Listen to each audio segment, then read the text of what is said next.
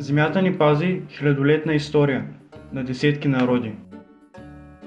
Тя е била кръстопът на различни култури и вяра. Във времена, изпълнени от чести варварски набези, военни походи и далечни пътешествия на изток, защитата е била сред най-важните задачи. Затова едно укрепено селище е било един малък оазис на важен кръстопът. Такъв оазис няколко века е била крепостта Динея. Тя се намира до село Войвода, съвсем близо до първата столица Плиска. Крепостта Динея преживява разцвета си през 3-4 век. Вероятно е служила като междинна пътна станция между крепостите Абритос, днешен Разград, и Марцианопол, Девня. Изградена е във връзка с зачестилите варварски нашествия от север. От 3 до 5 век крепостта е опожарявана и сривана от готи и хуни. Динея има внушителни размери, около 100 декара, обградени от стени. Извън тях също имало и селище. Крепостта има неправилна петоъгълна форма. Градежът е от дялан камък за лицевите части, споени с хоросан и счукана керемида.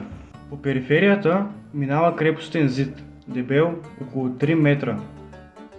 Крепостта е най-достъпна от северозапад, затова изградена и втора стена с дебелина близо 2 метра.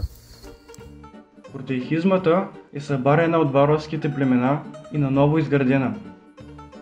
Пред нея, на северозапад, има изкопан широк и дълбок ров.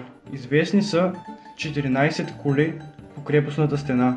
Кулите са с ветрообразна и полукръгла форма и с диаметър достигащ до 18 метра.